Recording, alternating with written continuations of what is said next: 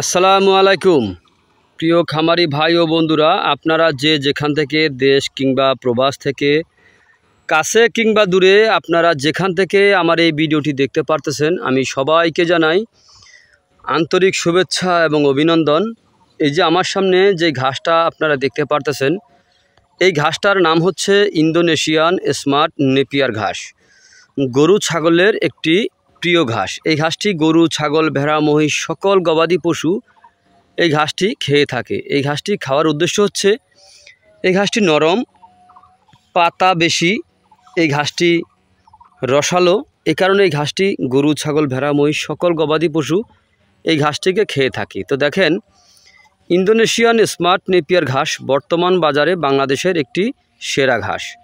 তো Indonesian smart Napier ঘাস আপনি কেন রোপণ করবেন, কী কারণে রোপণ করবেন? দেখেন, ইন্দোনেশিয়ান স্মার্ট নেপিয়ার ঘাস বর্তমান বাজারে একটি সেরা ঘাস।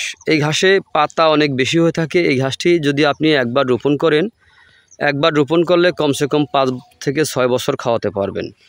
ইন্দোনেশিয়ান স্মার্ট নেপিয়ার ঘাস, এই ঘাসটিতে আপনার 22 থেকে 25% প্রোটিন রয়েছে।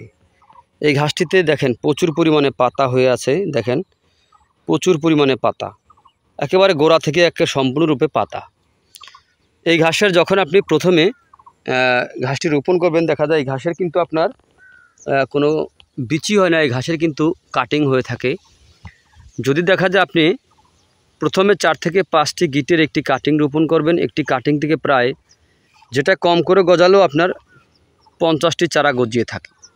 তো একবার কাটার পরে কয়েক গুণ বেশি চারা গজিয়ে থাকে এই ইন্দোনেশিয়ান স্মার্ট নেপিয়ার ঘাসে। তো যে কোনো ঘাসই আপনি রোপণ করেন না কেন, দেখা যায় এই ঘাসটি কিন্তু আপনার উচ্চতা আপনার 5 থেকে 6 ফিট হয়ে থাকে। আর যে সকল ঘাস আপনার অনেক বড় উঁচু হয়ে থাকে, যেগুলো 12 থেকে 16 ফিট পর্যন্ত উঁচু হয়ে থাকে, সেই ঘাসগুলি কিন্তু আপনার 5-6 ফিটের উপরে হলেই কিন্তু আপনার শক্ত হয়ে যায়। আর এই ঘাসটা কিন্তু আপনার শক্ত হয় না।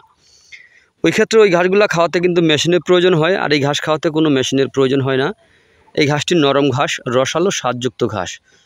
তো প্রিয় বন্ধুরা, আপনারা যে যেখান থেকে আমার এই ভিডিওটি দেখতে পারতেছেন, যদি আপনারা এই ইন্দোনেশিয়ান স্মার্ট নেপিয়ার ঘাসের যদি পরিপক্ক কাটিং যদি আপনারা রোপণ করতে চান, তাহলে আজই আমার স্ক্রিনে দেওয়া নাম্বারে যোগাযোগ করবেন।